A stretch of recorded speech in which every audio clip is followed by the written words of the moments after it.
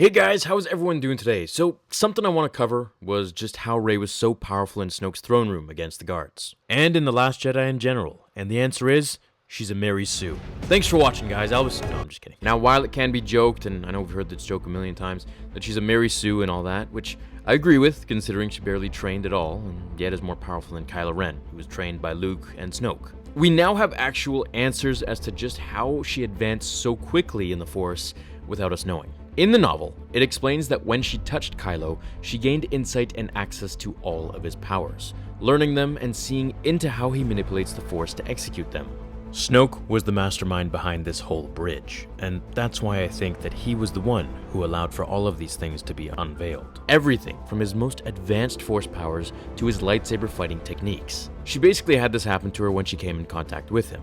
Alright, so now I'm going to read the part where Rey and Kylo are bridged for the first time, and what she thought during that moment and what she felt. Then we'll discuss it after, so here we go. Kylo had retreated at finding Rey in his head, had practically fled from her, but that had not been the end of that strange, sudden connection.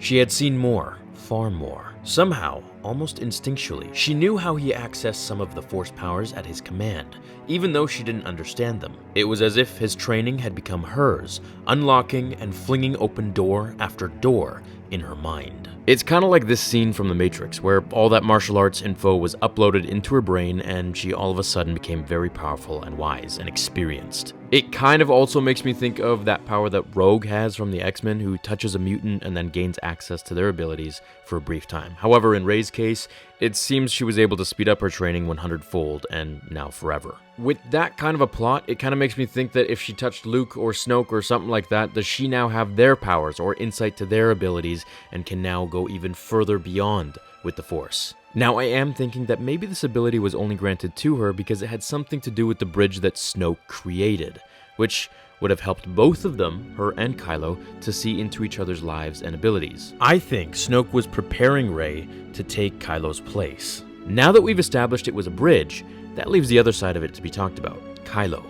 He didn't see much of Rey's powers because she didn't have any developed ones, at least compared to him. However, it did let him see into her memory, which leads me to believe that the line she said about her parents being drunks, nobodies, makes me think that he's lying. Something about the way that he just says it, like she is nothing. I think it's all a big twist once episode 9 comes out, and I mean, I could be wrong, of course, but I'm not the one working at Disney writing the fate of Star Wars here. So something I also want to mention is that when Rey did touch Anakin's lightsaber in The Force Awakens, we do hear Obi-Wan's voice call her name, which is kind of weird considering no one else who is a Force ghost has called her name, that we know of for now. So the fact that Rey has learned these abilities by just touching Kylo during that Force bridge, in my opinion, I think it really isn't that great of a reason. If she was Obi-Wan's granddaughter or something like that, then yeah, alright, cool. I can see this making much more sense. And that's all they have to do. Just say, yeah, this is Obi-Wan's bloodline passed down into this girl, or it's Luke's, or Palpatine, or whoever it could be. However, this type of storytelling, her just touching Kylo through the Force bridge that Snoke created and gaining access to all of his hard work, just seems really lazy to me. It's also alluded to in the book that she is a reaction of the cosmic force, just as Anakin was, and that her body is just a vessel for this force to counter the darkness in the galaxy. The rest of her story we'll have to figure out when the time comes, but I hope that this gave you guys some insight, and yeah, it was as much of a surprise to me as I'm sure it is to some of you. So how do you feel about this X-Men Matrix mutant power that Rey has? I think it's kind of, I don't know. What can we do here, guys? It's out of our hands, right? So let me know. Don't hold back in the comments, and I will see you all in the next episode of Star Wars Theory. Until then, my fellow Jedi and Sith friends, remember, the Force will be with you always.